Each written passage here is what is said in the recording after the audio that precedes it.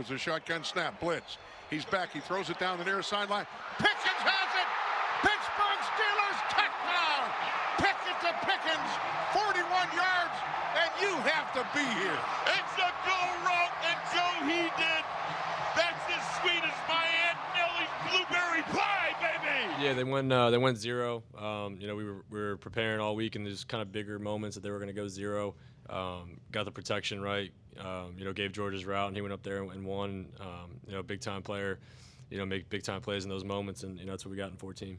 Like I'm always a little bit surprised when there's just a one-on-one matchup, no safety over top, with the long speed I have, and then also the back shoulder game. So if they're not doubling me, I'm a little surprised for sure.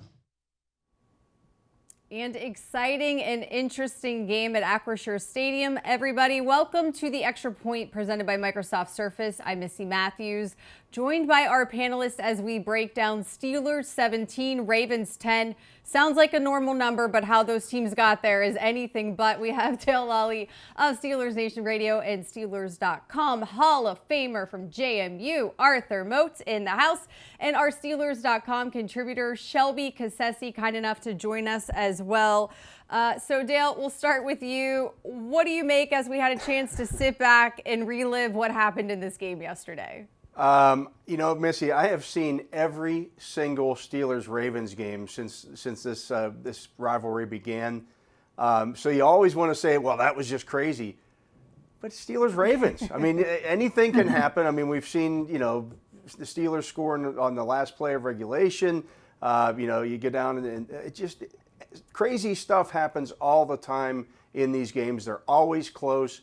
You never know who's going to win until the end of it. And, hey, that's 6 out of 7 now for the Steelers. So they're on a little bit of a roll here against the Ravens. And, it doesn't matter how you win them. They only ask you at the end of the season, how many did you win? That goes in the win column for the Steelers. And that was a big one. No, you're absolutely right. It doesn't matter how. Not about style points. It's all about getting that victory at the end. Because otherwise, we'll be sitting here like, man, we didn't score 30 points. How could you win? Or we had to hold a team under 20 points. That's impossible to do in today's NFL. How could you win? So I thought it was just beautiful to see all three phases really show up and win a game that goes against what is popular belief right now in terms of the way in which you win. Defense still matters, special teams still matters, and as long as your offense executes when they need to, you can still find a way to get out of a stadium. Yeah, I think there are a lot of ways to describe AFC North football, and a pretty offensive masterpiece is never going to be the way you use to describe an AFC North football game, especially between the Steelers and Ravens. We had splash plays in all three phases of the game when it mattered, and I think as the Ravens are looking at tape today and over the next couple of days, they're going to be pretty frustrated. I think they realize they left a lot out on the field there. They probably thought they should have had the Steelers buried by the third quarter, but the Steelers found ways to hang on. And at the end of the day, you had the veteran quarterback in Lamar Jackson versus the young guy, Kenny Pickett. And the young guy was the one that didn't make the most costly mistake at the end of the game. And Lamar Jackson now 1-3 as a starting quarterback against Pittsburgh. His worst in terms of opponents. The Steelers just love that. But let's stick with the Steelers offense. We saw the 41-yard touchdown to George Pickens, which was great to see. They went for 2 and didn't get it. But Dale, the first half, they still struggled. What changed in the second? I just think that they found a little bit of a rhythm in the second half. They started running the ball a little bit more effectively than they did in the first half. And, in the first half, it was 2 yards, 2 yards, 1 yard, 2 yards. And, those started to turn into 4-yard gains in the second half. And then we saw Jaylen Warren get a little bit of a spark there. And football is just such a game of momentum. You start to ride that momentum. And I really think, when they went in at halftime and it said, you know what, we're going to try to take the momentum back. They had done it the previous week in Houston and then lost it when they didn't get the 4th and 1 conversion. This one, they kind of took that momentum away from Baltimore, and then the block punt really kind of changed everything in a really positive way for the Steelers, and you kind of started to see the Ravens be the ones that, maybe early in the game where guys were, the pile was falling forward a little bit or falling backwards for the Steelers. Now the pile started to fall the other way, and it's just that battle of attrition that takes place in the NFL. Hey, a 4-quarter game. You're absolutely right. And more importantly, when you're talking Steelers, Ravens, you know it's going to get wacky at times. You know there's going to be ebb and flow, but offensively, you got to minimize your mistakes. And I think that was the big difference. We can get into the X's and O's and how I thought the Steelers offense was a lot better on the early portion of downs in that second half, so their third downs were a lot more manageable. We could also talk about how, just as a whole, we executed better, right? Kenny delivering way better throws with way more confidence. Our receivers, nice hand catching. Our offensive line, man, really protecting and giving Kenny time. And can we shout out these running backs, right? This running game looking good. The combination of Najee and Jalen, and then ultimately Jalen taking that next step and really starting to put his thumbprint on the game. To me, these are all the natural progressions that are supposed to be taking place. We saw how the last season ended, that 7-2 stretch. We weren't winning by 30. We were winning very similar to what we saw in this second half. Now, these first couple of games, it's been a little bit different, but you faced the San Francisco 49ers. They're pretty good on defense. You faced the Cleveland Browns. They're pretty good on defense. Heck, even the Raiders and Texans got a pretty good defense. So it took us a little bit of time to get acclimated to that. And you can even see in this game, facing a good Ravens defense, it took some time. But that third quarter and that fourth quarter, our offense looked the best it's looked all season. And that's the part where we're saying if you give it time, these people, these players are all going to get on the same page with Matt Canada, and this is what it can be. But we just have to keep allowing it to develop, keep nurturing it. It's not going to turn into a 30-plus point offense overnight, but if you give it time, it can develop into what we need it to be. Yeah, and I really think too, I love when the Steelers go on offense, just up tempo a little bit. Doesn't necessarily have to be no huddle, but just getting up to the line of scrimmage, getting your play set a little bit sooner, just really, I thought, helped Kenny Pickett and the Steelers offense find a little bit more pep in their step. And Arthur talked about, just getting on the same page with people. I thought maybe in the first half that Kenny Pickett and his receivers just weren't quite on the same page. We saw him miss George Pickens at one point early. We saw him miss Calvin Austin at one point early. A combination of maybe just accuracy and also just the receiver not being where he's supposed to be. But then I thought in the second half that changed big time. I thought he and George Pickens really began to get on the same page. And that complementary style of football began where the defense and special teams were contributing. That allowed the offense to have a bit more pep in their step and move the ball a bit more quickly downfield.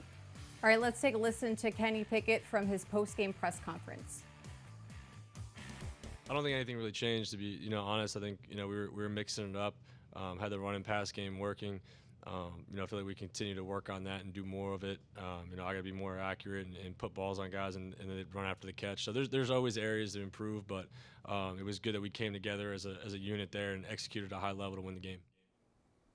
And just in case if you needed to look at it here on the screen just to realize the difference, you get a field goal in the second quarter, and then in the fourth is where they did their damage. Safety, field goal, touchdown, field goal. But Dale, this is a very different picture between first and second. It is, and if you look at it, Missy, in the first half, they had 4 meaningful drives. They get the ball back one time to take a knee at the end of the half. 2 of those drives started inside their own 10. One was at the 4. Their opening drive was at the 4, and then they had a second one that they got the ball at the 10. That's really tough on an offense. And I know, Arthur, when as a defensive player, when the opposing team gets the ball inside its own 10, I'm sure you guys are pinning your ears back a little bit and saying, hey, you better believe they're going to be very you vanilla here. They're not going to do anything crazy down here. And so I think that really hurt the Steelers offense early as well. Yeah, that is the challenge, man. Field position does matter because you're not going to be as inclined to call aggressive calls when you're backed up just because the risk reward element of it. When you're talking about field position, you look at the second half, we did have way better starting field position. One of the things that I really enjoyed was the punt after a safety. We got the nice return by Gunner, and ultimately that helped us out in terms of just continuing to keep, the ball where we needed it to be, right? On their side of the 50, or at least in that vein. So all of those things matter, especially when you're talking about a very young team on the offensive side of the ball. We almost forget that context when we give our analysis on this team, but it's like they're young. So yeah, they're going to need a lot of things to be going in their favor while they're figuring it out, while they're getting their legs at this level. But eventually that will happen. And eventually once they do get that, now they become even scarier because we're seeing them in this process, which is what I call the finding a way to win process. But then it's going to transition to them expecting it because they would have done this, but then their skill and their confidence is going to be at a level that will reflect what we're anticipating from seeing from this offense going forward as well. Well, Shelby, special teams needs love too. So let's take a look at Miles Killebrew and how he contributed to the game, according to Coach Tomlin. It is Gunner back at the Pittsburgh 39. The punter is Mr. Stout, the young man from Penn State. Blocked in the end zone, and it's Killebrew blocking the punt, and it's going to be safety. Can't say enough about that significant play by Miles Killebrew. Man, you block a kick in the National Football League, man, you usually win football games, and so obviously that is a significant contribution. It was a scheme, honestly, that we've been practicing for like 3 weeks. You know, Danny drew it up, and just so happened that we were able to call it. All of the things that needed to happen for that to be called, you know, took place. Alex just said you're the best in the NFL doing that. Why do you have such a knack at getting after that? Well, you know, I practice. It's the reason we call it Mr. I practice it, you know. And Shelby, we've seen this before for Miles Killebrew, and Coach says when that happens, usually win the game, but they still needed the offense to get some points to pull out this win. Yeah, I mean, there's your special teams captain. That's him for a reason, right? Those continuous splash plays. And that's what I'm talking about when I'm talking about complementary football. If you remember the third down play right before that, Quan Alexander made an excellent play, I believe a tackle for loss that led to that punt. And that's the complementary football right there. You get a big third down stop deep in their own territory, and then turn around, a punt block for a safety there, and you get the ball again. And that's what these Steelers players have been doing late in the game yesterday to keep things moving, because the defense was getting off the field pretty quickly. You have a couple of splash plays on special teams, and that's only going to get your offense humming. And when the offense gets humming, that gives your defense the good rest to get back out there and get off the field quickly again. So that's really just the way this team played later in the game that allowed them to win this one. Well, and Shelby, I'm actually glad that you brought up the Quan part as well, because in both of those instances, the same way Miles Killebrew talks about practicing, it was nothing that they had to do that was exceptional. It was what Coach Tomlin says, right? Do the routine things routinely. For Quan, his man was the running back. Cover one, follow your guy. Takes him right to the play. On that play with Miles Killebrew, he talks about the practice element of it. It was going to be a little bit of a stunt on the play. Let it get time to develop. Now you're the penetrator, or excuse me, you're the looper. You're going to come through, slide your hand across the table, detail your work. Nothing where they had to leave the framework of the defense or the framework of the special teams part. And that's when we talk about trusting the process. If you do your job, man, the plays are going to come to you. And then when they're there, just make the routine play. And on both of those instances, we saw how they were critical impact plays in that game. And routine plays routinely. We saw that from TJ Watt and Alex Highsmith, but a rookie making his first major impact on the Steelers and Ravens rivalry. We're going to talk defense and Joey Porter Jr. when we return here on the Extra Point presented by Microsoft Surface.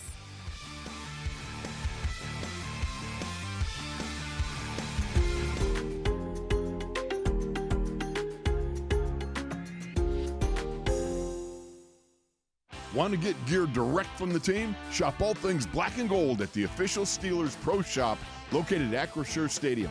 Get the latest sideline apparel and hats, jerseys of your favorite players, authentic memorabilia, custom gear, and exclusives you can only find here. Don't forget, you aren't game day ready without a terrible towel. The Steelers Pro Shop has everything you need to be part of the legendary Steelers Nation. Come experience the Acrisure Stadium shopping environment or shop online at shop.steelers.com.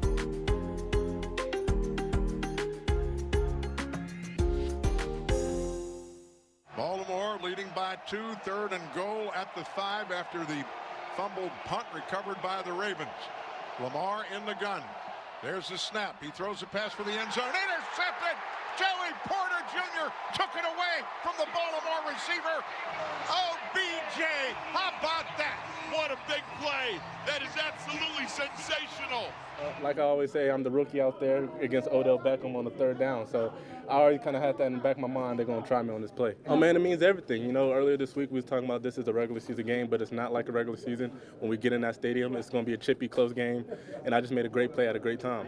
Earlier this week, Coach T was like, get a pick and hand it to me on the sideline. So that's exactly what I did. Handed it right to him. But don't worry, Joey Porter Jr. said he is going to keep that ball. The first one he had in the preseason, which doesn't count, he gave to his dad. Welcome back to the Extra Point, everybody. Arthur, I want to start with you in terms of defense. We saw the snap increase for Joey Porter Jr. yesterday against the Ravens, 28 on defense. Are we going to see a little bit more of him moving forward? Yeah, absolutely. If you think about it, they're rolling him out right on schedule. Yes, as fans, we want him out there 100% of the snaps week 1, but they're taking their time with him. They're giving him a little bit more each and every week. And they're saying, okay, can you handle this? Initially, it was just in a dime package. Then from dime, it expanded to nickel package.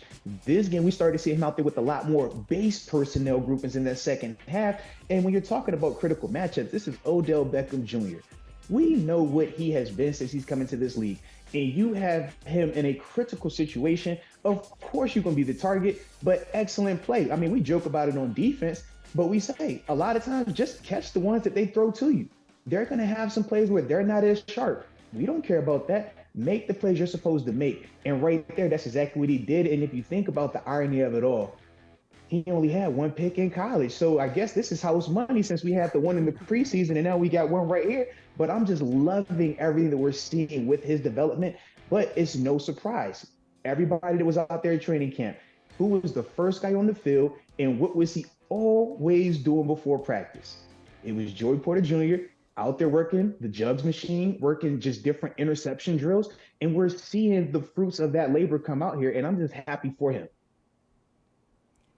Shelby, we talked about what the offense did differently from the first half to the second. What did you see in terms of the defense and maybe some of the adjustments they made or things they did better? I think it was just better pressure, Missy. I think Lamar Jackson worked with a pretty clean pocket throughout the first half. And even when, the pocket was collapsing just even a little bit, I thought Jackson had really good presence and he stayed on his 2 feet and he looked downfield and he made good throws. But in the second half, he was kind of running for his life a little bit there. And I think that made things really, really difficult on him to be able to extend plays, the things that we know Lamar Jackson can do.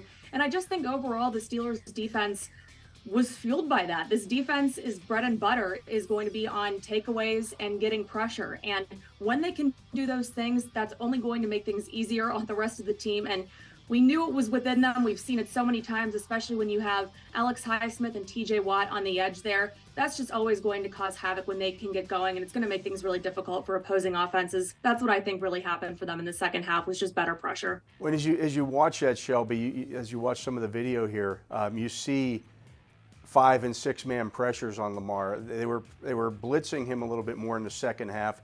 And instead of overrunning him on the edges a little bit, which happened a couple of times in the first half, they did a better job of keeping him in the pocket and just allowing it to constrict on him. Mike Tomlin talked about that last week at his press conference on Tuesday. You just kind of have to, get him in there and just hem him in. A couple of times early, they lost that contain. They did a much better job of keeping contain on him in the second half, and it paid off. Arthur, we saw the play by Larry O. We have to give him a shout out because we talk about a lot of the other guys, but he definitely came to play yesterday as well. Can this defense thrive on continuing to pressure like they did yesterday? Oh, 100%. That's what our defense is designed to do, win in the trenches. The reason I love that Larry Ogunjobi played is because it's one of Coach Tomlin's Tomlinisms, right? Big men have to run, little guys have to hit.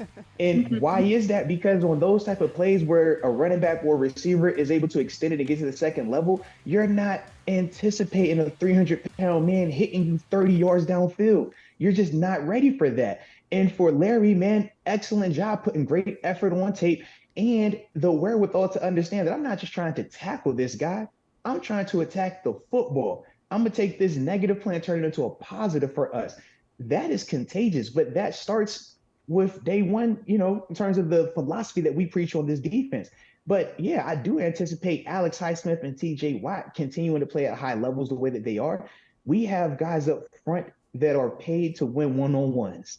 And when the games that they consistently do that, we see how this defense goes. And I don't anticipate that going away because we're not facing, slouches on offense. Ronnie Stanley is a heck of a player. He's a really good player. And for me, I'm watching Highsmith turn the corner on him multiple times in that game.